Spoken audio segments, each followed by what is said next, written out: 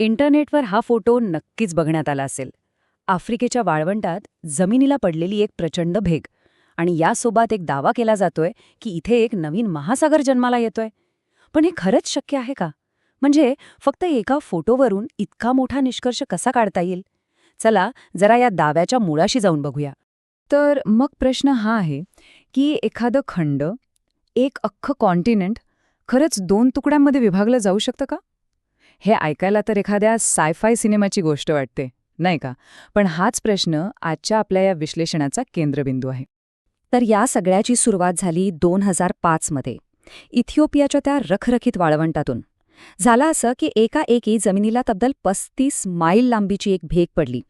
आणि ही काही साधीसुधी भेग नव्हती, तर पृथ्वीच्या पोटात सुरू असलेल्या एका प्रचंड मोठ्या प्रक्रियेचं ते जणू पहिलंच दर्शन होतं. ओके, मग ह्या खंडात पडलेल्या भेगेचं नेमकं सत्य आहे तरी काय? कोणत्याही चांगल्या तपासाप्रमाणे आपण सुरुवात करूया पुराव्यापासून, आणि तो पुरावा म्हणजे तोच व्हायरल झालेला फोटो. तर पहिला आणि सगळ्यात महत्त्वाचा प्रश्न, हा फोटो खरा आहे का की फेक आहे? बरं, NBC न्यूजसारख्या मोठ्या संस्थांनी तो वापरला होता, त्यामुळे त्याला एक प्रकारची विश्वासार्हता होती. जेव्हा फोटोग्राफर प्रोफेसर अँथनी फिलपॉड यांच्याशी संपर्क साधला तेव्हा त्यांनी फोटो खरा असल्याचं तर सांगितलं, पण अधिक बोलायला मात्र नकार दिला. आता खरी माहिती मिळणार कुठून? आणि इथेच आपल्या या गोष्टीत एंट्री होते डॉक्टर डेरेक कीर यांची. हे एक असे भूगर्भ शास्त्रज्ञ आहेत जे त्या जागेवर एकदा दोनदा नाही तर तब्बल 20 वेळा जाऊन आले आहेत. आणि डॉक्टर कीर यांनीच या रहस्यावरचा पडदा उचलला. त्यांनी अगदी स्पष्टपणे सांगितलं की ही भेग डब्बाहू ज्वालामुखीच्या उत्तरेला आहे आणि स्थानिक लोक या भागाला दाऊर नावाने ओळखतात. बस, त्यांच्या या एका वाक्याने त्या व्हायरल फोटोला एक नाव आणि एक पत्ता मिळाला. आता ती फक्त इंटरनेटवरची एक इमेज राहिली नव्हती, तर पृथ्वीवरचं एक खरंखुरं निश्चित ठिकाण बनलं होतं. ठीक आहे, तर भेग खरी आहे, जागाही खरी आहे, पण मग मूळ प्रश्न तसाच राहतो, जमीन अशी फाटतेच का आहे? ह्याचं उत्तर आपल्याला त्या एका भेगेत मिळणार नाही. ते दडलंय पृथ्वीच्या पोटात, तिथल्या प्रचंड शक्तींमध्ये. वैज्ञानिक भाषेत या प्रक्रियेला म्हणतात कॉन्टिनेंटल रिफ्ट. आता हे समजायला खूप सोपं आहे. कल्पना करा की पृथ्वीचं जे कवच आहे ना, ते म्हणजे एका मोठ्या पझलचे तुकडे आहेत. यांनाच आपण टेक्टॉनिक प्लेट्स म्हणतो. आणि जेव्हा ह्या दोन प्लेट्स एकमेकांपासून दूर सरकू लागतात, तेव्हा त्यांच्यामधली जी जमीन आहे ना, ती ताणली जाते, ती पातळ होते आणि शेवटी ती तुटते. आणि गंमत म्हणजे पृथ्वीसाठी हे काही पहिल्यांदाच घडत नाहीये. जर आपण कोट्यावधी वर्षांचा एक टाइमलॅप्स बघितला तर लक्षात येईल की हे आधी घडलेलं आहे. म्हणजे बघा, 20 कोटी वर्षांपूर्वी पॅन्जिया नावाचा एकच महाखंड होता, तो तुटला. मग सुमारे 3 कोटी वर्षांपूर्वी अरेबियन प्लेट आफ्रिकेपासून वेगळी झाली आणि त्यातूनच तांबडा समुद्र तयार झाला. आणि आज आफ्रिकेत जे काही घडतंय ना, ते त्याच महानाटकाचा जणू शेवटचा अंक आहे. पण ह्या प्लेट्स सरकण्याचा वेग किती असेल असं वाटतं? ऐकून आश्चर्य वाटेल, पण हा वेग आपल्या नखांच्या वाढीच्या वेगाइतकाच असतो. म्हणजे वर्षाला फक्त काही मिलीमीटर. पण जेव्हा आपण लाखो वर्षांच्या काळाचा विचार करतो, तेव्हा हेच काही मिलीमीटर महाद्वीपांना हजारो किलोमीटर दूर घेऊन जातात. आता आफ्रिकेत ही जी भेग पडते ना, ती काही एका सरळ रेषेत नाहीये. याला ईस्ट आफ्रिकन रिफ्ट म्हणतात आणि याच्या 2 वेगवेगळ्या शाखा आहेत. आणि गंमत म्हणजे दोन्हींचं स्वरूपही खूप वेगळं आहे. एक शाखा पूर्वेकडची, ती केनियातून जाते, जिथे आपल्याला रखरखीत मैदानं आणि सवाना दिसतात. तर दुसरी, पश्चिमेकडची शाखा, ही घनदाट जंगलं आणि खोल सरोवरांमधून जाते, अगदी युगांडा आणि काँगोच्या सीमेवरून. ह्या सगळ्या घडामोडींचं जे केंद्रस्थान आहे, ज्याला आपण ग्राउंड झिरो म्हणू शकतो, ते आहे अफार त्रिकोण.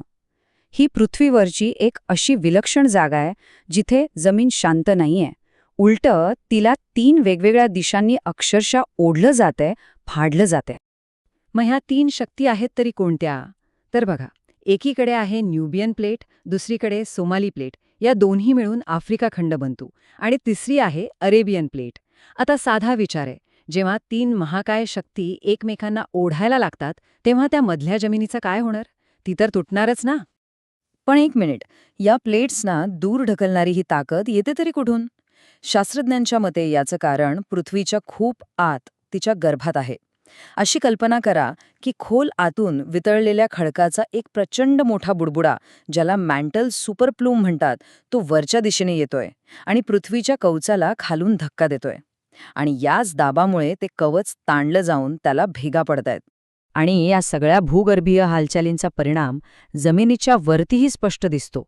अफार प्रदेश हा पृथ्वीवरच्या सगळ्यात उष्ण ठिकाणांपैकी एक आहे. विचार करा, इथलं तापमान अनेकदा 50°C पुढे जातं. जणू काही पृथ्वी आतून किती गरम आहे याचा एक छोटासा ट्रेलरच आपल्याला बाहेर बघायला मिळतोय. बरं, आत्तापर्यंत आपण पाहिलं की नेमकं काय घडतंय आणि का घडतंय. पण या सगळ्याचा शेवट काय होणार आहे? चला आता एक मोठी उडी घेऊया आणि थेट भविष्यात डोकावूया. म्हणजे साधारणपणे 1 कोटी वर्ष पुढच्या काळात. तर पुढच्या लाखो वर्षांमध्ये काय घडू शकतं? सगळ्यात पहिला टप्पा, ही जी भेग आहे ती हळूहळू अजून रुंद होत जाईल. दुसरा टप्पा, सुमारे 50 लाख ते 1 कोटी वर्षानंतर ही दरी इतकी खोल होईल की ती समुद्राच्या पातळीपेक्षाही खाली जाईल. आणि मग काय होईल? तांबडा समुद्र आणि एडेनच्या आखाताचं पाणी आत शिरेल. आणि मग येईल अंतिम टप्पा. पूर्व आफ्रिकेचा एक मोठा तुकडा मूळ खंडापासून पूर्णपणे वेगळा होईल आणि त्यांच्यामध्ये एक नवीन तरुण महासागर जन्म घेईल. आणि याचा परिणाम फक्त जगाच्या नकाशावर नाही तर अनेक देशांच्या भविष्यावरही होणार आहे. जरा विचार करा, आज जे देश चारी बाजूंनी जमिनीने वेढलेले आहेत, ज्यांना आपण लँडलॉक्ड म्हणतो, म्हणजे युगांडा आणि झांबियासारखे देश, त्यांना लाखो वर्षांनी स्वतःचा समुद्रकिनारा मिळू शकतो. भूगर्भशास्त्र कसं राजकारण आणि अर्थकारण बदलू शकतं याचं हे एक जबरदस्त उदाहरण आहे. लाखो वर्षांनंतर काय होईल हे इमॅजिन करणं खूपच रोमांचक आहे, नाही का? पण आज याच धगधगत्या जमिनीवर जे लोक राहतात त्यांचं काय? चला आता ह्या महाकाय भूवैज्ञानिक कथेचा खऱ्या नायकांना भेटूया, अफार लोकांना. ह्या जागेवर प्रत्यक्ष उभं राहिल्यावर कसं वाटत असेल? एका प्रवाशाने त्याचा अनुभव खूप छान सांगितला आहे. तो म्हणतो, इथे चालताना असं वाटतं की जमीन जणू आतून पोकळे, मी काही स्थिर जमिनीवर चालत नाहीये. ही एक भावनाच पुरेशी आहे हे सांगायला की तिथली जमीन किती अशांत आणि जिवंत आहे. आणि अशा कठीण परिस्थितीत जिथे पाणी मिळणं प्रचंड अवघड आहे, तिथे अफार लोकांनी जगण्याचा एक अविश्वसनीय मार्ग शोधून काढलाय. ते चक्क ज्वालामुखीतून पाणी मिळवतात. ते काय करतात तर जमिनीच्या भेगांमधून जी गरम वाफ येते ना, तिच्यावर फांद्यांची एक रचना उभारतात. मग ती वाफ त्या फांद्यांना लागून थंड होते, तिचं पाण्याच्या थेंबांमध्ये रूपांतर होतं आणि हे शुद्ध पाणी ते पिण्यासाठी गोळा करतात. खरंच किती विलक्षण कल्पनाशक्ती आहे ही.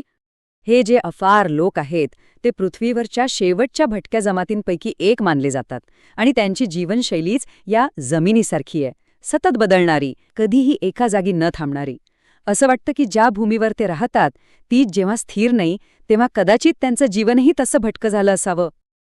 आणि या सगळ्याचं सार एका स्थानिक अफार गाईडच्या वाक्यात सापडतो. तो म्हणतो, मी प्रत्येक वेळी इथे येतो ना तेव्हा मला काहीतरी नवीन बदल दिसतोच.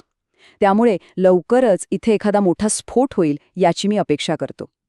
हे शब्द आपल्याला एका मोठ्या सत्याची आठवण करून देतात की आपण ज्या पृथ्वीवर राहतो ती शांत नाहीये. ती एक जिवंत, श्वास घेणारी आणि सतत स्वतःला बदलणारी एक प्रचंड शक्ती आहे.